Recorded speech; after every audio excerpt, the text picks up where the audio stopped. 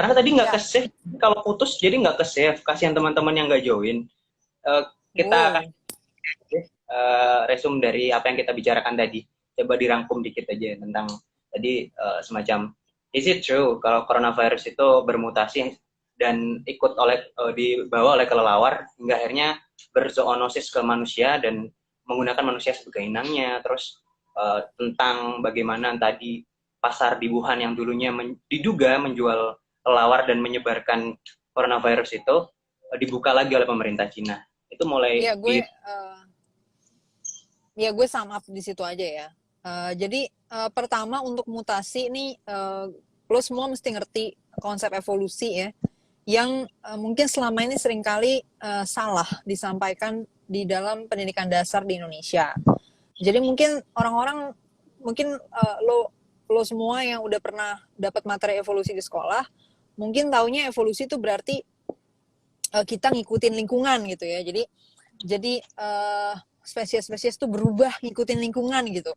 Nah, that is wrong, ya itu salah banget persepsi itu, karena lo bayangin gini aja, nggak usah pakai mikirin apa namanya dalam-dalam ya soal evolusi, tapi lo bisa bayangin dengan logika aja. Misalnya kalau misalnya spesies itu berubah mengikuti lingkungan, berarti lo bayangin misalnya manusia itu ketika kita butuh ketika lingkungan membutuhkan kita untuk bisa terbang, itu berarti kita bisa numbuhin sayap gitu loh.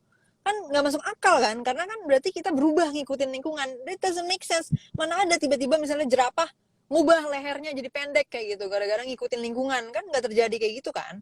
Jadi evolusi itu bukan kayak gitu konsepnya tuh pertama adalah terjadinya mutasi secara acak, yaitu random mutation dalam bahasa Inggrisnya kan. Mutasi secara acak ini terjadi di semua spesies gitu. Jadi DNA itu selalu bermutasi aja gitu ya secara acak. Jadi hasil dari mutasinya itu bisa macam-macam, nggak terbatas dengan apa yang dibutuhin lingkungan atau apa yang dibutuhin manusia kayak gitu ya. Enggak, dia random aja. Makanya kalau dalam spesies manusia, contohnya mungkin teman-teman udah bisa lihat, misalnya ada manusia yang jarinya ada 11 gitu ya, atau misalnya ada juga yang apa namanya secara orientasi seksual, ada yang nafsunya sama sesama jenis, ada yang nafsunya sama hewan, ada yang nafsunya sama pohon, ada yang nafsunya sama motor, sama tiang listrik, bla bla bla gitu kan. Iya, karena mutasi itu random gitu ya, jadi variannya itu bisa apa aja, nggak ada batasnya gitu. Nah, terus apa yang membuat tiba-tiba terjadi dominasi ya, misalnya dominasinya secara orientasi seksual, misalnya oh dominasinya heteroseksual, sebagian besar orang itu heteroseksual gitu kan. Kenapa bisa kayak gitu, kenapa bisa ada dominasi gen tertentu? Itu karena terjadi seleksi ya, seleksi dari lingkungan. Nah, kayak gini, kalau misalnya dia apa namanya nggak kawin, kan nggak turun-turun dong gennya, ya kan? Nah, makanya akhirnya gen dia nggak dominan kayak gitu loh.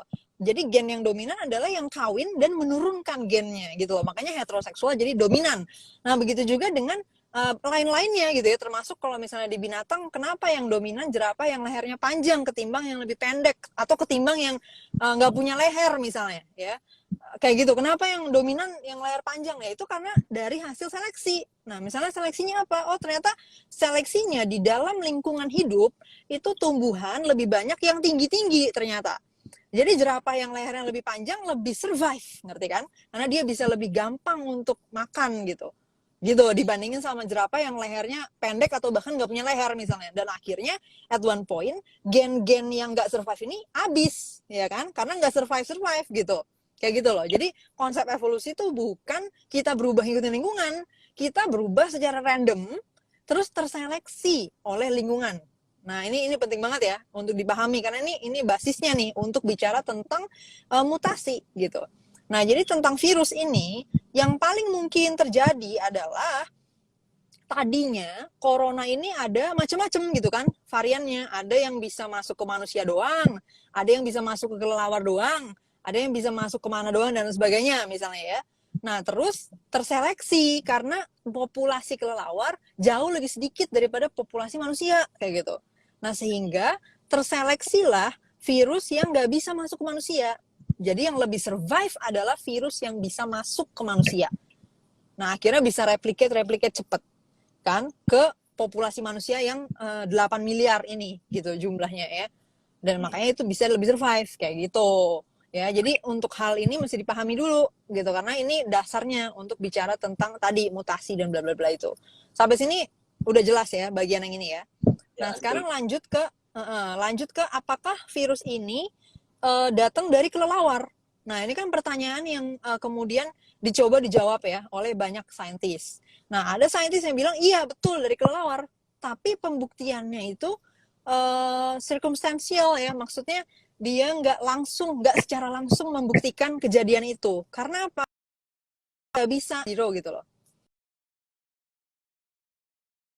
Ke titik nol gitu kan. Kita nggak bisa balik lagi ke momen dimana virusnya belum nyebar, terus habis itu kita lihat dia nyebar dari kelelawar atau bukan gitu kan. Kan kita nggak bisa melakukan itu kan. Nah, makanya itu menjadi dugaan kayak gitu loh. Jadi orang masih menduga-duga bahwa oh ini dari kelelawar atau dari mana kayak gitu. Ada juga hipotesis lain yang bilang bahwa enggak, dia bukan dari kelelawar gitu kan, bahwa dia dari orang justru. Nah, kan ada juga hipotesis yang bilang virus ini nggak datang dari hewan lain, melainkan dari manusia kayak gitu. Nah, ini apa namanya bisa menjadi perdebatan sendiri lah ya. Jadi gue nggak bisa bilang for sure mana yang benar gitu. But then kita tahu bahwa sebagian besar penjelasan yang ada itu mengarah kepada datangnya dari hewan liar gitu kan, entah itu dari kelelawar atau apapun yang lain lah. Makanya ketika Cina memutuskan untuk membuka lagi pasar hewan liar dia kayak gitu, nah itu ketika Cina membuka lagi banyak orang marah dong, karena itu meningkatkan risiko untuk virus-virus lain juga mungkin muncul lagi kayak gitu kan, karena kita dapat dari hewan liar. Nah itulah yang kemudian dipermasalahkan oleh banyak orang dan menurut gue fair enough karena gini, kalaupun misalnya virus itu nggak datang dari atau dari hewan, terus kita mencegah ya nggak sih? Kalau misalnya itu benar, bahayanya gede. Jadi pilihan yang aman adalah mendingan kita hindarin itu gitu dengan cara ya kita shutdown aja pasar yang menjual daging-daging hewan liar karena memang keberadaan wabah ya, baik itu virus maupun bakteri di populasi manusia itu berawal dari apa? Dari momen dimana kita mendomestikasi hewan lain gitu ya, hewan lain selain manusia. Dan itu terjadi pada saat revolusi agrikultur kira-kira 13.000 atau 14.000 tahun lalu gitu kan. Nah, jadi kita mendomestikasi hewan-hewan lain ini kemudian membawa mereka jadi dekat ke kehidupan kita yang tadinya kita nggak terbiasa dengan keberadaan mereka kayak gitu loh. Nah, jadi ketika mereka kita bawa lebih dekat sama kita, akhirnya mereka datang bersamaan dengan berbagai macam bakteri atau virus dan lain sebagainya yang mereka udah terbiasa hidup dengan itu kayak gitu loh. Makanya itu nggak mematikan buat mereka. Nah, ketika dia dibawa ke manusia, awalnya kita akan mengalami proses adaptasi dulu gitu kan. Maksudnya kita nggak langsung kemudian bisa kompatibel dengan dia, kita harus co-evolve dulu gitu, berevolusi bersama dengan dia. Dan itulah yang terjadi pada virus-virus yang udah lama bersama dengan manusia. Misalnya influenza. Sekarang lu tinggal minum Panadol gitu kan. That's it, lu sembuh gitu dari influenza. But maybe there was a time di mana influenza jauh lebih berbahaya dari itu gitu loh. But then ketika dia udah familiar dengan kita udah familiar dengan dia, kita jadinya sama-sama berevolusi gitu. Dalam artian kita sama-sama beradaptasi kayak gitu. Nah, akhirnya kita jadi bisa survive dengan dia dan dia juga bisa survive dengan kita. Karena virus ini juga nggak akan survive kalau misalnya selalu bikin kita mati gitu loh, ya kan? Karena dia kan butuh kita sebagai inang gitu. Yeah. Kalau dia selalu bikin kita mati, ya dia bakal punah lah kayak gitu. Langsung masukin ini aja deh. Ini yang rame ditanyain sama teman-teman. Pasti Ya. ngarah ke boleh. Boleh. Kenapa? Tentang corona. Kemarin kan sempat ada beberapa teori konspirasi, termasuk yang ngelibatin Bill Gates tuh. At least gini aja termasuk yang ngelibatin apa, sorry? Yang Bill Gates kemarin, yang dia katanya iya. masang chip di dalam vaksinnya gitu-gitu. Iya. Dari banyak teori nih, aku nggak tanya apa kamu percaya sama teori konspirasi, tapi mana sih teori konspirasi yang menurut lo paling make sense gitu? Gue mungkin mesti ngomong juga supaya jelas ya bahwa konspirasi itu sangat mungkin ada. Jangankan pada level negara ya, pada level dunia gitu. Ya ibaratnya kayak lu deh sama temen lu misalnya mau nyomblangin ya, lu mau nyomblangin temen lu nih sama temen lu yang lain. Lu pasti melakukan konspirasi lah, ngerti nggak? Lu pasti melakukan sebuah scheme di mana lu bisa get temen lo yang satunya ini jadi bisa ketemu sama temen lo yang lo mau comblangin ini kan nggak mungkin dia tiba-tiba out of nowhere ketemu kan. Lo harus membuat sebuah plan di mana mereka jadi bisa ketemu dan di mana mereka jadi bisa deket dan bisa jadi akhirnya jadian, ngerti kan? Lo harus bikin strategi gitu untuk membuat itu terjadi, dan this is a conspiracy kayak gitu loh. Jadi jangan gara-gara ada istilah teori konspirasi bla bla bla seakan-akan konspirasi itu jadi sesuatu yang nggak real gitu.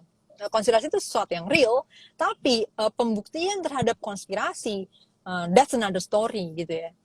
Karena ya susah gitu kan. Karena orang namanya berkonspirasi kan bikin macem-macem dong strategi supaya nggak ketahuan dong konspirasinya ya kan. Kalau misalnya dia ketahuan mau nyomblangin, nanti jadi jauh lagi dong temennya yang tadi mau dicomblangin itu ya kan. Jadi dia juga harus menutupi strateginya itu. Nah jadi konspirasi itu sangat mungkin ada dan likely ada lah ya, udah terjadi, tapi mana yang terjadi pembuktiannya itu another story kayak gitu. Nah sekarang masuk ke corona nih ya, apakah ada konspirasi atau enggak? Menurut gue jawabannya mungkin, ngerti nggak? Karena ya kemungkinan itu selalu ada, kemungkinan konspirasi itu selalu ada. Jangankan untuk corona ya, untuk segala hal yang terjadi di sekitar kita pasti ada orang yang mencari celah untuk kepentingannya dia dong, ya nggak? Ya kayak tadi aja, yang kayak tadi soal pencomblangan tadi, nggak usah ngomongin soal ekonomi bla bla bla yang ribet ya kan, ngomongin soal pencomblangan aja. Ketika misalnya lo ngeliat ada peluang nih, wah temen gue yang ini jomblo, yang itu juga jomblo, there's an opportunity gitu kan, oh ada peluang nih untuk gue masuk dan membuat mereka jadi jadian bla bla, dan gue bisa take advantage dari teman gue karena dia utang sama gue gara-gara gue comblangin sama si ini misalnya, ngerti kan? Jadi manusia selalu punya kepentingan dan manusia ada banyak nih, ada 8 miliar jumlahnya. Gue nggak bisa nge-track satu-satu mana yang punya kepentingannya apa gitu kan. Jadi namanya kalau lu bilang ada atau enggak itu ya mungkin ada gitu. Selalu mungkin ada yang namanya konspirasi dan sangat mungkin lebih dari satu pihak kayak gitu loh, ngerti nggak? Jadi dalam suatu situasi jebret, situasi corona ini ada banyak yang berkonspirasi sendiri-sendiri dengan kepentingannya sendiri-sendiri kayak gitu loh. Termasuk dalam kerangka bantuan soal corona itu sendiri, kita nggak bisa menutup mata adanya kemungkinan konspirasi juga kayak gitu loh. Nah sekarang masuk ke dalam virusnya sendiri. Ada isu misalnya pertama, virusnya dibikin orang nggak? Misalnya dibuat nggak sama manusia, misalnya sama Cina atau sama siapa? Mungkin ya, jawabannya mungkin kalau menurut gue nggak bisa bilang kita tahu karena nggak ada pembuktian apa-apa ya itu terjadi dibuat orang atau enggak. Nah cuman ada saintis yang bilang sangat unlikely dia dibuat sama manusia karena strain-nya konsisten dengan corona yang udah ada sebelum-sebelumnya. Jadi dia yang lebih mungkin adalah hasil mutasi alami dari corona yang udah ada kayak gitu. Ya udah oke, let's say dia bukan dibuat sama manusia. But then orang-orang bilang tapi itu konspirasi nggak sih, di mana orang-orang disuruh lockdown kayak gitu ya misalnya. Mungkin nggak sih Cina nakut-nakutin kayak gitu sehingga orang-orang jadi terpaksa lockdown sehingga ekonomi jadi kolaps bla bla. Jawabannya lagi-lagi mungkin karena gue nggak tahu pembuktiannya itu benar atau enggak, tapi akan selalu ada kemungkinan karena kalau secara logika gitu ya, kepentingan yang bisa dicapai itu memang ada. Kalau misalnya Cina udah siap duluan ya, misalnya skenarionya kayak gini, Cina udah tahu duluan ada corona, habis itu dia nutup-nutupin. Sementara dia nutup-nutupin, dia menyusun strategi gimana caranya dia menghadapi corona. Sementara negara-negara lain nggak siap, ya kan? Sehingga ketika dia meledak, jeder, negara lain langsung collapse karena nggak siap kan, nggak punya preparation. Cina udah punya preparation, jadi bisa terus survive terus. Nah nantinya ekonomi akan bergantung ke dia karena dia yang udah lebih stabil duluan. Sama kayak Amerika pada saat setelah Perang Dunia II, gitu kan? Perang Dunia II semua negara-negara hancur, Amerika doang yang stabil. Akhirnya dia menjadi adidaya karena semua negara di dunia ini bergantung ke dia. Nah, dengan adanya corona, bisa aja jadi momentum untuk Cina yang jadi kayak gitu. Semua negara-negara kolaps, semua dia doang yang stabil kayak gitu. Ya itu mungkin nggak Cina bikin konspirasi, sangat mungkin kayak gitu. Tapi bener nggak tahu gue karena nggak ada pembuktiannya kayak gitu loh, ya. Jadi konspirasi ini tetap aja mungkin aja mau semua segala macam stiannya kayak gitu loh, ya. Jadi konspirasi ini tetap aja mungkin aja mau semua segala macam skenario itu mungkin aja, kecuali yang 5G itu ya, menurut gue itu yang paling nggak masuk akal sih. Kan ada yang bilang ada konspirasi teknologi 5G itu dipakai untuk menyebarkan virus. Nah, that doesn't make sense karena virus nggak bisa ya tersebar lewat gelombang elektromagnetik dari 5G gitu. Itu nggak bisa. That's not gonna happen kayak gitu. Virus tuh mesti langsung adanya kontak fisik gitu. Nggak bisa dia lewat elektromagnetik terus nyebar ke orang-orang. Itu nggak mungkin kayak gitu. Nah, jadi antara mungkin sama enggak tentang konspirasi itu memang tetap ada batasnya, yaitu batas dari fakta-fakta yang udah ada. Kayak misalnya cara virus bekerja kayak gimana, ya berarti kalau misalnya kita bilang, oh virusnya bakal disebarin lewat TV misalnya, itu udah jelas nggak mungkin. Kayak gitu, karena fakta yang udah ada menunjukkan bahwa enggak, virus cara kerjanya bukan kayak gitu, nggak bisa lewat dari layar kaca TV masuk ke mata kita gitu. That doesn't make sense gitu. Itu nggak bisa bekerja dengan fakta-fakta yang udah ada. Nah, itu baru nggak mungkin. Tapi di luar dari itu, misalnya kayak tadi yang Cina itu ya, punya kepentingan apa, atau misalnya Bill Gates punya kepentingan jualan vaksin, mungkin. Tapi kalau naruh chip di dalam vaksin, very unlikely, karena I don't know ya, I don't think ada teknologi yang bisa sekecil itu untuk membaca data gitu, karena kecil banget ukurannya si vaksin ini gitu. Nah, cuman gini, gue juga ngelihat Bill Gates buat apaan juga nanam chip di badan kita gitu ya. Misalnya, oke, Bill Gates nanam chip terus apa? Nah, itu juga belum terjawab, ngerti nggak? Apa nih kepentingannya dia nanam chip di badan kita terus apa? Nah, itu juga belum terjawab.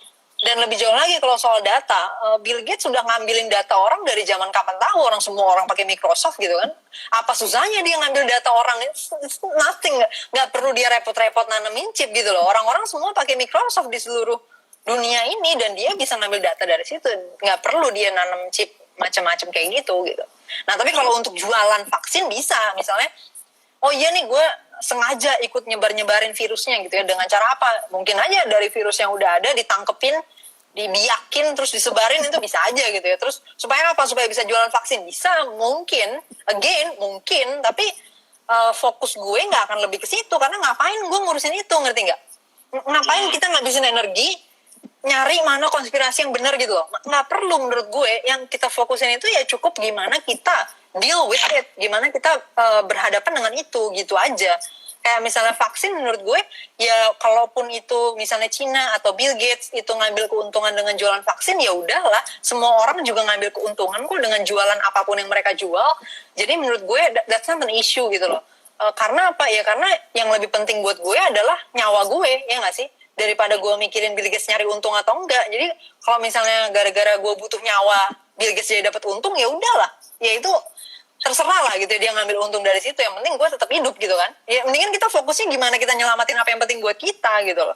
Karena there's not gonna be enough time aja untuk hidup kita ngebongkar semua kemungkinan konspirasi yang ada kayak gitu loh. Makanya menurut gue tuh waste of time-nya tuh di situ kayak gitu. Tapi sih possible ya. Mungkin aja ada konspirasi, mungkin. Masuk di sesi stories kita, tanya menurut Kak Tania. Coba pertanyaan.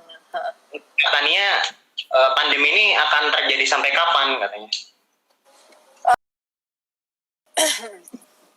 Dengan melihat adanya orang yang terkena corona sekarang ya, dengan positive cases yang ada, perhitungan dari orang-orang yang pakar-pakarnya gitu ya, expert-expertnya dari bidang epidemiologi dan ekonomi juga, itu kalau untuk virusnya sendiri kemungkinan kita bisa kontrol 2021 awal. Tapi untuk pemulihan ekonomi global itu kemungkinan sampai 2022. Gitu baru bisa lumayan stabil lagi. Jadi for a while gue ngerasa gini, kalau misalnya kita nggak cepet-cepet mengontrol situasi gitu ya, memang bisa terjadi resesi yang cukup parah gitu, mungkin hampir kayak 98 gitu. Cuman kalau misalnya kita bersama-sama berusaha mengontrol dengan baik, menurut gue harusnya bisa lebih cepat. Nah, makanya itu tadi gue selalu bilang bahwa ketika kita deal dengan corona ini, jangan merasa bahwa antara virus dan ekonomi itu terpisah gitu loh. Maksudnya bisa dipilih salah satu doang. Nah, itu yang bikin kacau, karena dua-duanya ini harus dihadapin berbarengan, paralel. Jadi yang ini misalnya kita sekarang kan kondisinya traveling shutdown gitu kan, wisata udah jelas shutdown lah. Ya udah nggak usah maksain gitu dengan cara misalnya malah gelontorin duit buat pamer-pamer wisata gitu. This doesn't make sense, gak ada pasarnya di situ gitu loh. Jadi kita justru harus mikirin apa industri yang bisa digarap lagi, dan menurut gue Indonesia justru harus fokus banget di pangan ya. Kita ketahanan pangan kita tuh nggak bener, dan itu harus diberesin segera kayak gitu. Nah justru ini momennya untuk kita membereskan itu kayak gitu loh. Jadi nah itu dua-duanya berbarengan. Iya. Gimana? PSBB ini adalah dalihnya agar dia bisa ngeluarin program untuk penanggulangan COVID, tapi gratisan dalam tanda kutip gitu. Siapa tadi? Jadi gini, kalau menurut gue gini, PSBB itu udah jelas justru yang rekomendasi bukan dari dalam pemerintah ya, karena dari awal justru pemerintah kita lihat sangat kontra dengan itu. Justru yang mendorong itu adalah orang-orang aktivis-aktivis pegiat ini ya, bagaimana kita melawan ini gitu, bagaimana kita melawan COVID-19 ini. Dari pemerintah justru lebih banyak menolak justru dari awal. Ingat nggak, pemerintah selalu bilang kayak gini nanti ekonomi hancur gitu kan. Jadi mereka justru lebih nolak. Jadi kalau misalnya ditanya apakah ini datang dari pemerintah supaya gini, menurut gue enggak. Ini bukan datang dari pemerintah. Tapi once ketika pemerintah menyetujui ini, terus kemudian lo bertanya apakah pemerintah mengambil untung misalnya ya dari situasi ini, jadi dari lockdown ini, ya itu bisa aja. Misalnya dari lockdown, jadinya ada kebijakan gitu kan, makanya kita mengeluarkan dana bantuan 400-an triliun. Nah terus dengan adanya 400 triliun something itu, pemerintah mau ada nih oknum-oknum yang mau ngambil cipratan-cipratan, ya bisa aja. Itu kita nggak bisa kontrol lagi udah, karena duit itu harus segera dialokasikan ya kan, karena ini kan orang butuh cepat nih untuk bantuan sosial bla bla bla. Jadi kita udah nggak sempat mengawasi bener-bener berapa, itu udah susah lah. Jadi udah menurut gue niscaya lah bahwa itu dipotek sana sini gitu, itu udah ya itu wajar aja, itu udah menjadi suatu kewajarannya di tengah situasi kayak gini gitu. Jadi itu sangat mungkin kalau misalnya ada oknum pemerintah yang mengambil untung dari situ. Pertanyaan masuk ke DM-nya Sudut Teras. Kata ahli COVID-19 itu tidak fatal. Gimana pendapat kakak? Apakah benar kalau COVID-19 itu hanya dibesar-besarkan? Ini gini ya. Iya, itu bisa benar, bisa salah. Maksudnya gini, apakah dia nggak fatal? Kenyataannya ada kasus yang fatal. Tapi kalau misalnya lo bilang apakah dominasi fatal? Enggak, benar ya. Bahwa sebagian besar kasus itu dia flu biasa. Jadi nggak menjadi fatal. Tapi percentage itu kan dipengaruhi oleh populasi yang positif ya. Jadi kalau misalnya kita semakin banyak yang positif, ya semakin banyak juga yang mati. Ngerti gak? Kayak misalnya dalam kondisi yang positif 5.000, yang mati 500. Nah kalau misalnya itu lebih gede lagi, ya udah itu extrapolate aja. Gitu kan, ikut. Jadinya 5.000, 10.000 jadi 1.000 misalnya ya. 100.000 jadi 10.000. Kayak gitu, dan seterusnya. Nah jadi kalau kita bicara dia fatal atau enggak, itu hanya bisa dijawab dengan percentage. Bahwa sekian persen fatal. Tapi sebagian besar nggak fatal. That's true. Itu satu. Yang kedua, tentang apakah dilebih-lebihkan. Ada yang melebih-lebihkan, ada yang enggak. Maksudnya ada yang melebih-lebihkan gimana? Ya karena gini, ketika orang-orang bandel ya nggak percaya bahwa ada virus. Karena virus kan nggak kelihatan ya. Virus tuh nggak kelihatan, kita nggak bisa lihat dengan mata telanjang gitu loh. Untuk melihat adanya virus. Jadi banyak orang ngeyel gitu kan, ketika dikasih tahu nih ada nih virus datang dari Cina gini-gini, ngeyel. Makanya akhirnya ada orang-orang yang melebih-lebihkan, ngerti nggak? Karena dengan tujuan supaya orang ibaratnya jadi ada shock gitu ya, ada efek shocknya gitu, supaya jadi sadar seberapa seriusnya ini. Padahal kalau misalnya orang dari awal bisa membaca fakta-fakta dengan baik aja, sebenarnya nggak perlu dilebih-lebihkan. Tapi jadinya ada sebagian orang yang harus melebih-lebihkan itu, termasuk orang-orang pakar-pakar kesehatan sendiri. Karena apa ya? Karena orang-orang ngeyel kayak gitu loh. Tapi jadi dua-dua itu bisa benar, ngerti kan? Bisa ada yang melebih-lebihkan, tapi ada juga yang enggak melebih-lebihkan gitu. Ketika dibilang ada yang fatal, betul ada yang fatal. Karena virus itu bisa menyebabkan pneumonia. Dan ketika orang gagal pernafasan itu, kita nggak ada ventilator atau alat bantu bla bla bla, orang bisa meninggal. Dan udah terjadi orang-orang meninggal gara-gara itu gitu. Itu satu. Nah, terus kalau misalnya dibilang yang kedua, virusnya bisa nyebar dengan cepat. Itu benar banget, virusnya bisa nyebar dengan cepat banget. Karena dia bisa bertahan di benda-benda mati juga. Bukan cuma contracting secara langsung dari orang ke orang. Tapi juga nempel di benda-benda dan kita pegang terus kita jadi masuk ke mulut kita dan sebagainya. Kayak gitu. Jadi, fakta-fakta ini benar. Tapi kalau orang bilang melebih-lebihkan, tergantung melebih-lebihkannya kayak gimana maksudnya. Kalau misalnya dibilang ada yang mati, ya benar ada yang mati, itu nggak melebih-lebihkan kayak gitu loh. Kalau dibilang ini virusnya nyebar dengan cepat, itu benar, virusnya memang nyebar dengan cepat kayak gitu. Itu nggak melebih-lebihkan.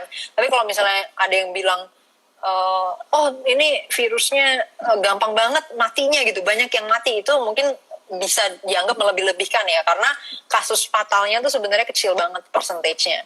Nah, but again, persentas yang kecil banget itu juga dipengaruhi oleh sistem kesehatan yang mendukung itu gitu. Jadi waktu dibilang persentasenya kecil itu juga akhirnya beda-beda setiap negara kan. Nah, Amerika misalnya persentase tinggi banget kayak gitu ya. Terus tapi Italia juga kayak gitu. Tapi kalau Cina kecil. Nah, mungkin karena sistem kesehatannya juga yang kemudian berdampak ke situ. Jadi data-data ini ada yang benar. Nah, kemudian penyampaiannya gimana itu udah urusan lain lagi ya. Mungkin ada yang melebih-lebihkan, tapi setahu gue sejauh ini banyak juga kok yang nggak melebih-lebihkan, yang cuma menyampaikan faktanya aja gitu.